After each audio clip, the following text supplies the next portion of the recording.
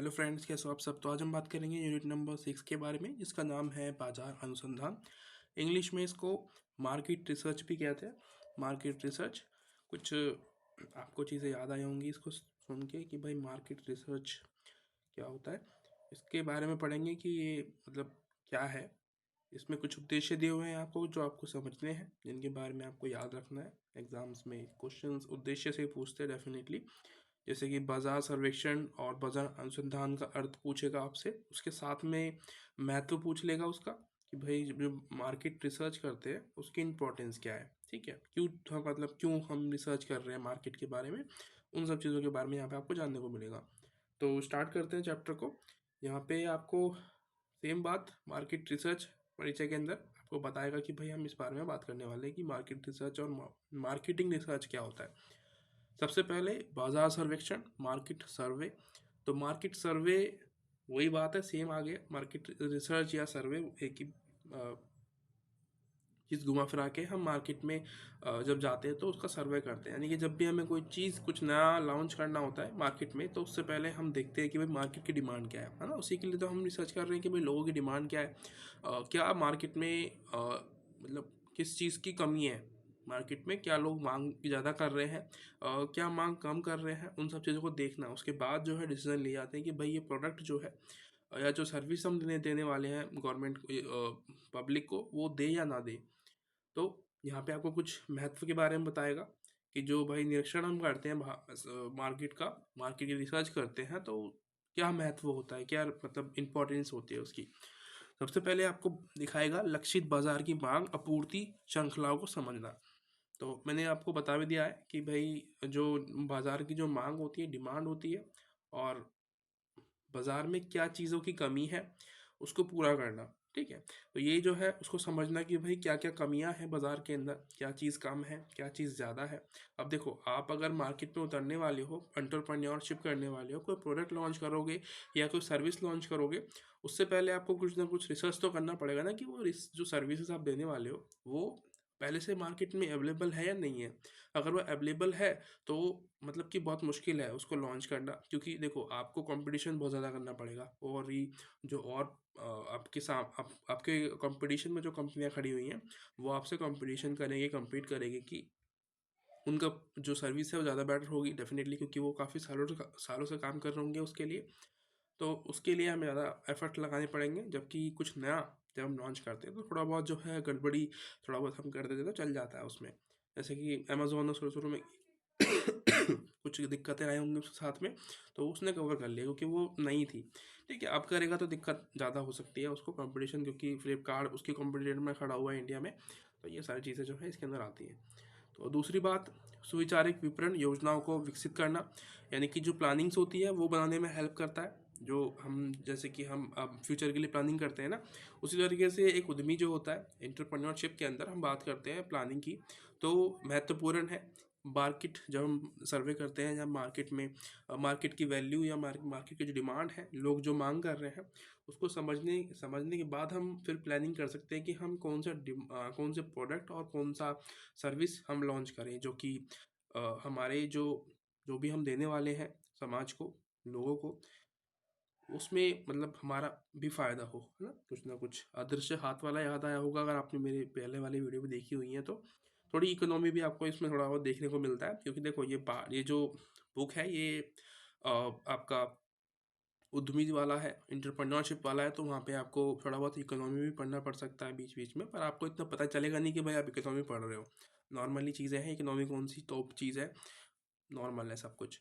उसके बाद तीसरा कह रहा है ग्राहकों की अपेक्षाओं, आवश्यकताओं, ज़रूरतों का पता लगाना। यानी कि जो लोग हैं उनकी मांग क्या है वो देखना भी बहुत इंपॉर्टेंट होता है कि भाई लोगों की ज़रूरत क्या है।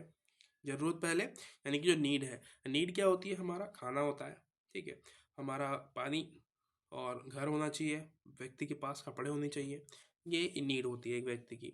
ठीक है, और उनकी जो इच्छाएं होती है, इच्छाओं का अलग होता है, जैसे कि जिसको हम नीड और वांट्स कहते हैं। नीड तो आपकी खाना वाना हो गया, और जो वांट्स हम कहते हैं वो कहते हैं यानी कि जो हम जैसे कि हम पैदल चल सकते हैं, पर हमें क्या चाहिए, साइकिल चाहिए, हमें बाइक चाहिए, हमें कार चाहिए। तो ये क्या है, ये हमारे वांट्स हैं, ये ज़रूरत नहीं है, ये हमारी मतलब कि इच्छाएं हैं कि भाई हमें ये और चाहिए। हमारे पास घर है, चार दीवारी है, छत है, जो हमें बचा के रख रही है हर चीज़ों से, लेकिन हमें और बेडरूम चाहिए, ठीक है, किचन अच्छा होना चाहिए, बड़ा होना चाहिए, और जो हमारे वॉशरूम्स होते हैं वो अच्छे होने चाहिए, है ना। तो ये सारी जो है हमारे इच्छाएं होती है कि भाई एक और भी अच्छा हो जाए, और अच्छा हो जाए। तो ये जो है ग्राहकों की ज़रूरत है और डिमांड होती है। नए उत्पादों की सटीक लॉन्चिंग करना, यानी कि लॉन्चिंग के बारे में तो आपको पता ही होगा, जब भी हम कोई प्रोडक्ट पहली बार सामने लेके आते हैं पब्लिक के, उसको लॉन्चिंग कहते हैं।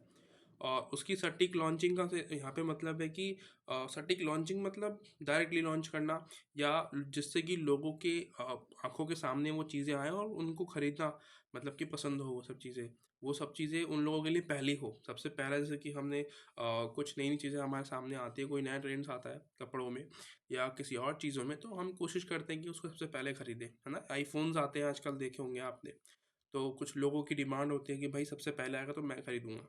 तो ये इसको सटीक लॉन्चिंग कहते हैं, यानी कि जो लोगों को पसंद आए, रुझान हो उसके मतलब कि देखो, कुछ भी हम बना रहे हैं उद्यमी के तौर पे, वो लोगों के लिए बना रहे हैं, ठीक है, और लोगों की उसमें इच्छाएं नहीं होंगी खरीदने की, तो मतलब क्या फ़ायदा उन चीज़ों का बनाने का, ठीक, ये भी याद रखना है। उसके बाद ग्राहक जनसंख्या के बारे में जानकारी प्राप्त करना, पॉपुलेशन भी इम्पोर्टेंट है।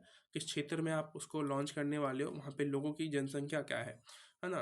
और जनसंख्या से मेरा मतलब है कि वहाँ पे पुरुष, महिला, बच्चे, बुजुर्ग, उनके अकॉर्डिंग आपको ये भी देखना होता है कि भाई किसकी पॉपुलेशन ज़्यादा है। अगर वहाँ पे बुजुर्ग ज़्यादा है तो आपको जो प्रोडक्ट आप दोगे, जो सर्विसेज आप दोगे, वो उनके अकॉर्डिंग दोगे, राइट, बुजुर्ग के अकॉर्डिंग। यानी कि उनको क्या चाहिए, उनकी जो डिमांड होंगी वो मेडिसिन्स होंगी, ठीक है, उनके लिए कोई उनकी कमर में दर्द होता है, घुटनों में दर्द होता है, तो उसके लिए आप कुछ बनाओगे, तो उसके लिए वो उनके लिए होगा। बच्चों के लिए अगर आप कोई सर्विस दे रहे हो या प्रोडक्ट बना रहे हो, तो उनके लिए क्या हो सकता है, बच्चों की खेलने की जो चीज़ें होती हैं, टॉयज़ होते हैं उनके, वो सब हो सकते हैं। और हम बात करें महिलाओं के लिए, उनके लिए अलग चीज़ हो सकती है, पुरुषों के लिए जो मेंस होते हैं उनके लिए अलग बात हो सकती है। तो वो भी देखना होता है कि भाई किसकी पॉपुलेशन ज़्यादा है ना। ऐसी गवर्नमेंट भी करती है हमारी, जो हमारे देश में गवर्नमेंट होती है राज्य की, तो वो भी उस हिसाब से करती है कि क्षेत्र में किन लोगों की संख्या ज़्यादा है। उसी के हिसाब से जब हम जनगणना की बात करते हैं तो इसीलिए करते हैं जनगणना की, भाई पता चले कि क्षेत्र में किन लोगों की संख्या ज़्यादा है, बुजुर्ग ज़्यादा है, बच्चे ज़्यादा है, महिलाएं ज़्यादा है या पुरुष ज़्यादा है। उससे पता ये चलता है कि उनकी जो नीड है, जो ज़रूरत है, जो सर्विस उनको मिलनी चाहिए, वो क्या मिलनी चाहिए, है ना। उसके अकॉर्डिंग यहाँ पे भी वही बात बोल रहा है कि भाई हमें पॉपुलेशन के बारे में पता होना चाहिए। उसके बाद आता है आपका बाज़ार अनुसंधान के बारे में। ये आपको बताएगा बाज़ार अनुसंधान, यानी कि वही मार्केट सर्वे या मार्केट रिसर्च के बारे में बताएगा यहाँ पे आपको। ये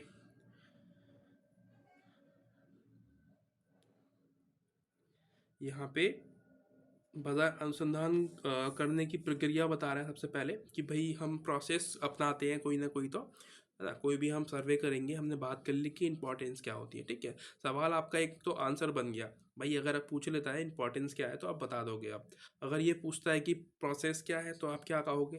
तो प्रोसेस का अगर पूछेगा कि मार्केट रिसर्च जब हम करेंगे उसके लिए प्रोसेस क्या अपनाएंगे, तो प्रोसेस होगा सबसे पहला अनुसंधान का उद्देश्य और उद्देश्यों को परिभाषित करना, यानी कि उसके पीछे रीजंस क्या है ना, उसको बताना।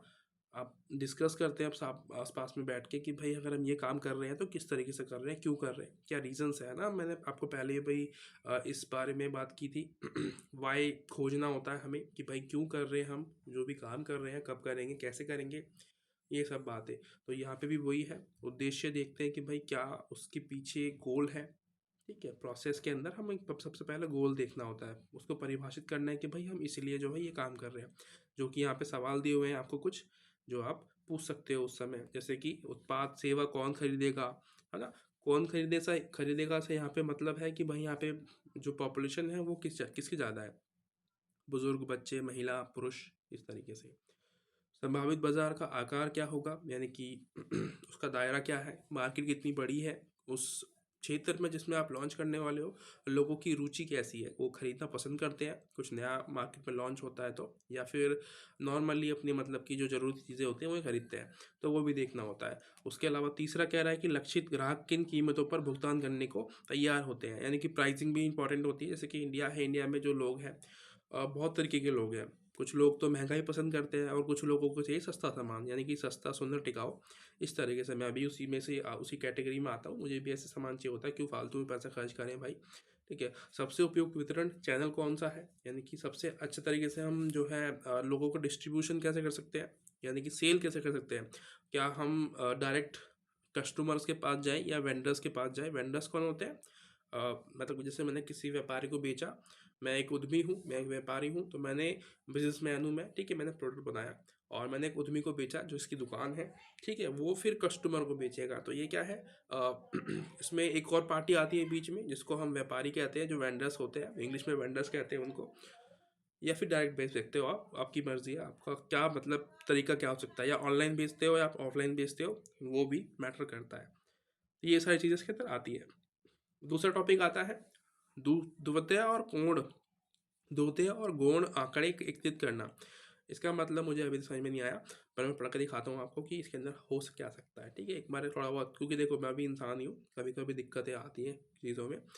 किसी अन्य शोधकर्ता द्वारा पहले से ही एकत्रित की गई जानकारी, पहले से मौजूद संकलित सूचना को द्वितीय आंकड़े कहते हैं। तो ये क्या हो गया, समझ में आया होगा आपको कुछ ना कुछ इसमें से। ये कह रहा है कि किसी और व्यक्ति ने काम कर रखा है जनगणना करने का, कि भाई आंकड़े इकट्ठे कर रखे हैं उसने पहले से ही, कि हर एक उस क्षेत्र के आंकड़े उसके पास हैं, कि उसमें कितने बुजुर्ग हैं, कितनी महिलाएं हैं, कितने बुजुर्ग, महिला, बच्चे, इन सब की जो जनगणना उसने पहले कर रखी है। तो हम वहाँ से भी जो है हेल्प ले सकते हैं, उनकी भी हेल्प ले सकते हैं। मतलब क्यों खाम में अपना टाइम वेस्ट करें, तो ये टाइम बचाने के लिए ऐसे भी हम काम कर सकते हैं। ठीक है, ये भी प्रोसेस हो सकता है। तीसरा प्रोसेस क्या कह रहा है, प्राथमिक स्रोतों से जानकारी एकत्रित करना। ये क्या है, यदि यदि द्वितीय स्रोत प्राप्त नहीं है तो उद्यमी नई जानकारी उत्पन्न कर सकता है, यानी कि वो खुद जाके, देखो कहीं कहीं क्षेत्रों में क्या होता है कि जैसे गांव वगैरह है तो वहाँ पे आपको नहीं मिलेंगे, क्या पता लोगों ने नहीं वहाँ पे जनगणना कर रखी हो, नहीं पता हो कि भाई वहाँ पॉपुलेशन कितनी है, लोगों की डिमांड क्या है, फीडबैक नहीं आते हो वहाँ पे लोगों से। तो उसके लिए वो खुद जाके, डायरेक्ट जाके, जैसे कि मैं हूँ तो मुझे कोई प्रोडक्ट लॉन्च करना है तो मैं पहले जाके पूछूंगा लोगों से कि भाई आपको ये प्रोडक्ट कैसे लगेगा।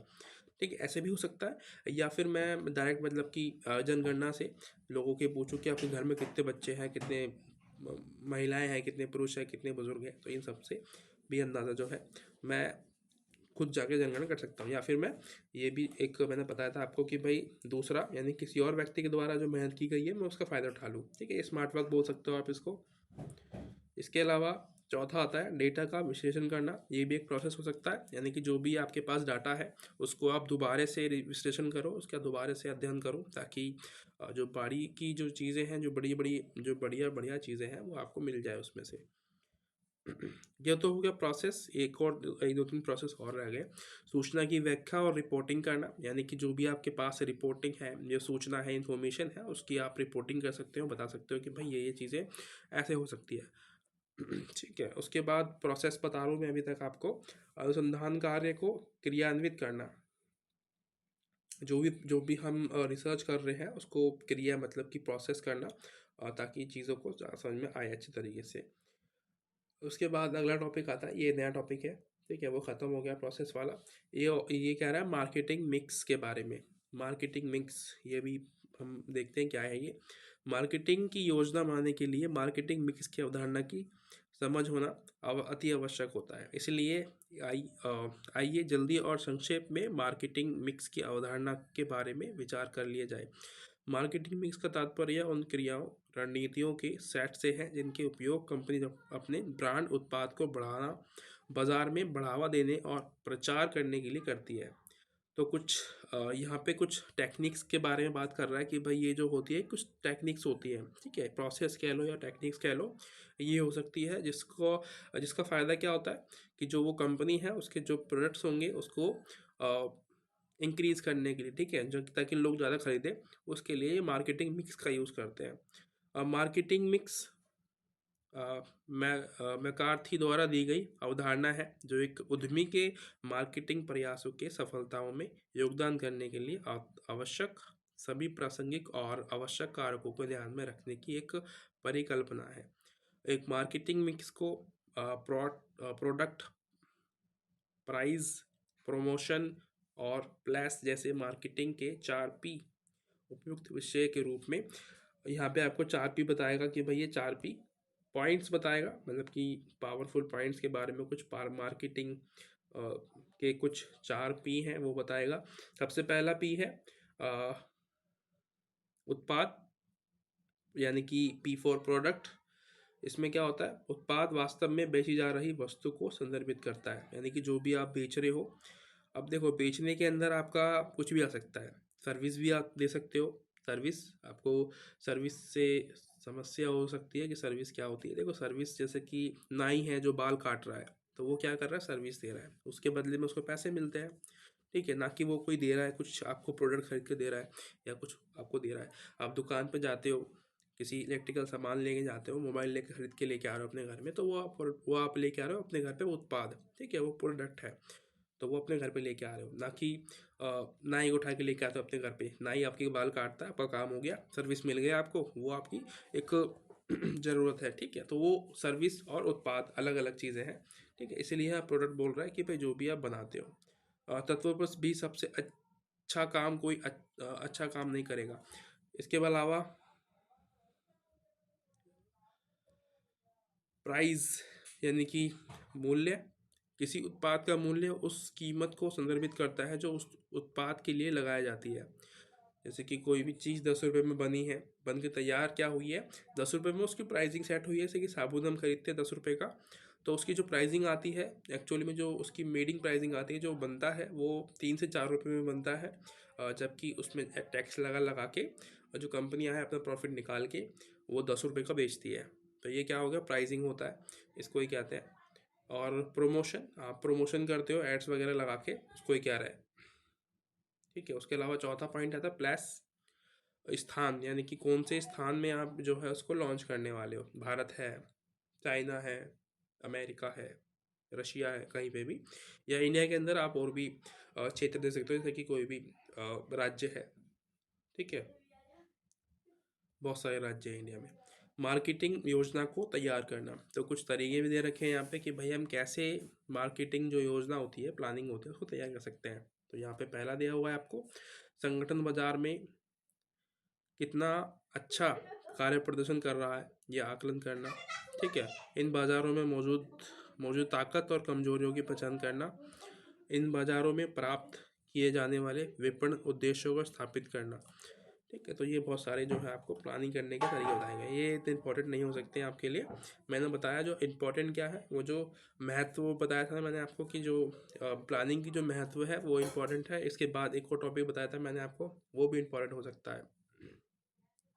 यहाँ पे आपको कुछ चरण दिए हुए हैं कि भाई कुछ स्टेप्स बता रहा है कि भाई कैसे हम मार्केटिंग जो योजना होती है उसको तैयार कर सकते हैं। कुछ अलग अलग तरीके हैं। पहला है व्यावसायिक स्थिति को परिभाषित करना, डिफाइन करना यानी कि परिभाषित करना, तो आप वो भी कर सकते हो। उसके बाद लक्षित बाज़ार, यानी कि जो टारगेट मार्केटिंग है, आपकी मार्केट है जो बाज़ार जहाँ पे आपको टारगेट करना है, यानी कि भारत का मार्केट अलग है, रशिया का मार्केट अलग है, अमेरिका का मार्केट अलग है। तो उस हिसाब से, जैसे कि इंडिया में क्या मार्केट, मतलब जैसे कि इंडिया में लोग जैसे कि त्यौहार वगैरह आते, दिवाली है, होली है, तो यहाँ पे क्या है, मार्केट इस तरीके की भी है। आपको दिवालियों पे लाइट्स जो है वो बेचने के लिए देखते हो बहुत ज़्यादा, लड़ियाँ, लाइट्स। ठीक है, ये मोबाइल्स फ़ोन्स वगैरह बहुत ज़्यादा आप सेल होते हुए देखते हो, यानी कि कुछ स्पेशल लोकेशंस होते हैं ज़्यादातर लोग जहाँ पे सामान खरीदते हैं। तो ये क्या है, मार्केट हो गई। अगर किसी को ये सब सामान बेचना है तो वो इंडिया में बेचता है। ठीक है, तो ये इसको लक्षित बाज़ार कहते हैं। यही इसी के बारे में कह रहा है कि जो अवसर है, यानी कि दिवाली के टाइम पे आपको अगर कोई उद्यम स्टार्ट करना है इंडिया में, तो आप लाइट का स्टार्ट करो जिससे कि आपको फ़ायदा हो जाए। ठीक है जी। उसके अलावा कार्य क्षमता, चुनौतियों को ध्यान में रखना कि भाई क्या क्या समस्याएं आ सकती है। ठीक है, वो भी आपको प्लानिंग करनी होती है।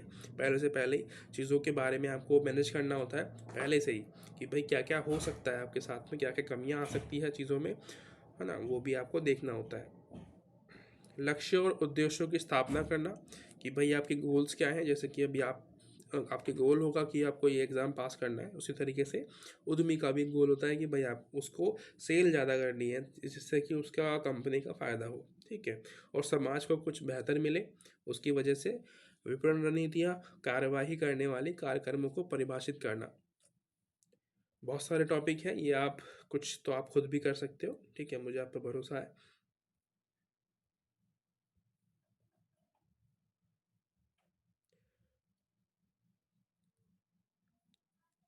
वैसे शायद इसमें और कुछ अब मिलेगा नहीं देखने के लिए, बाकी सब फालतू की बातें लिखी हुई हैं इसके अंदर।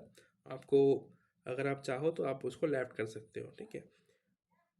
5 सवाल आते हैं, इतनी बड़ी बुक है, ठीक है, आपका ऐसा तो है नहीं कि यार, मतलब 5 सवाल आपको करने होते हैं, आते तो 8 सवाल हैं, आपको कुछ मतलब 2 या 3 सवाल छोड़ने होते हैं, उसमें से 5 ही अटेम्प्ट करने होते हैं, उसमें ही आपका काम बन जाएगा। नहीं भी आते हैं तब भी कर लिया करो यार, कोई दिक्कत नहीं है, बहुत टाइम मिलता है। अगर आपकी राइटिंग जो स्किल्स हैं अच्छी हैं तो आप कर सकते हो, इतना मुश्किल नहीं होता है। इसके अलावा यहाँ पे बता रखा है ग्रामीण बाजार की विशेषताएं और लक्षण।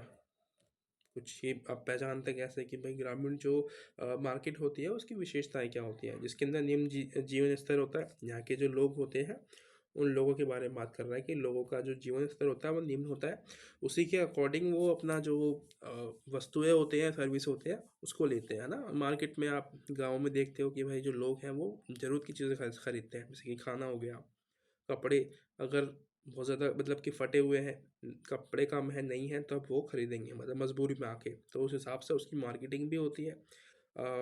उसके बाद बड़ी और विविध और बिखरा हुआ बाजार होता है ये, यानी कि यहाँ पे आपको अलग अलग सामान देखने को मिलेगा। ऐसा नहीं कि लोग इलेक्ट्रिकल सामान ज़्यादा खरीद रहे हैं, वहाँ पे हर चीज़ देखने को मिलती है आपको बाज़ार में, कि लोग पशु भी खरीदते हैं, ठीक है, पशु मतलब कोई भी जो भी पशु होते हैं, पशु पक्षी, और पहनने के कपड़े। कभी कभी उनका मन कर गया कि चलो भाई बहुत ज़रूरी है कि भाई फ्रिज खरीदना है, कि सामान ख़राब होता है, सब्जियाँ ख़राब हो जाती है, तो उसके लिए वो ख़रीद लेंगे। ऐसा नहीं है मतलब कि खरीदनी है, बहुत ज़्यादा इंपॉर्टेंट होता है जब खरीदते हैं। ठीक है, इसके अलावा और भी है, जैसे कि यहाँ पे कृषि जो होती है उनकी प्रमुख आय होती है, तो वहीं से जो है जो भी मिलता है उनको बेचारों को बचता है, वो वहीं से ही जो है पैसा लगाते हैं। और खाद वगैरह भी खरीदना, बीज खरीदना, ये सब काम भी उनका जो है रहता है, ट्रैक्टर्स वगैरह खरीदना, कीटनाशक खरीदना, तो इस पे भी जो है बहुत ज़्यादा पैसा व्यय करते हैं, खर्च करते हैं। व्यय का मतलब खर्च करना होता है। बुनियादी ढांचा जो इंफ्रास्ट्रक्चर होता है बनाने में, उसमें भी जो है उनका एक वो होता है। उसके अलावा बहुत सारे पॉइंट इनके बारे में भी दे रखे हैं, ये आप पढ़ सकते हो, ये आ सकता है एग्जाम में। हाँ, उससे भी ज़्यादा इम्पोर्टेंट है ये वाला। ठीक है, मैं लिख दूँ क्या आपके लिए? मैं हाथ से लिखता हूँ तो इसलिए दिक्कत हो सकती है, मैंने पेन ऑर्डर तो किया है, देखो कब तक आता है। गांव और शहरों के बीच में जो अंतर है ना, रिसर्च के बारे में बात करें, जब हम रिसर्च करते हैं तो उनके बीच में अंतर आते हैं, उसके बारे में आपको बता रहा है। तो सबसे पहला क्या बता रहा है यहाँ पे, कुछ ग्रामीण बाजार का विपणन मिश्रण, ठीक है, यानी कि मिक्सिंग के बारे में, कुछ मार्केटिंग मिक्स के बारे में बता रहा है। उत्पाद निर्णय लेना, मूल्य निर्धारण, इसमें यही बता रहा है देखो। उत्पाद गांव के लिए अलग होता है, शहरों के लिए अलग होता है, ठीक है। शहरों के लोगों की, जो शहरों में रहते हैं लोग, उनकी डिमांड थोड़ी ज़्यादा होती है, ठीक है, वो ज़्यादा परचेजिंग करते हैं, ज़्यादा खर्च करते हैं, जबकि गांव में लोग फालतू का खर्च नहीं करते हैं, वो बचाते हैं, ठीक है। तो ये होता है। उसके बाद मूल्य निर्धारण, यानी कि प्राइसिंग भी आपको देखने को मिलती है। जहाँ पे शहरों में आपको प्राइसिंग थोड़ी सस्ती या कभी कभी महंगी देखने को मिलती है, वहीं शहरों जो गाँव की तरफ देखेंगे, प्राइसिंग में फ़र्क मिलेगा आपको देखने को। कुछ कुछ सामान सस्ते मिलते हैं, कुछ कुछ महंगे मिलते हैं, ठीक है। उसके बाद प्रचार करने के निर्णय, गांव के लिए जो ऐड होंगी वो अलग होती है, शहरों के लिए ऐड अलग होती है। स्थान का निर्णय, यानी कि कौन से प्लेस में वो चीज़ें बेची जाएंगी, हर जगह में होता है। ठीक ठीक है, गांव के लिए अलग जगह होती है किसी सामान को बेचने के लिए, और शहरों में अलग होती है। दारू की जो आप शॉप देखते हो शहरों में, जो है अलग होती है।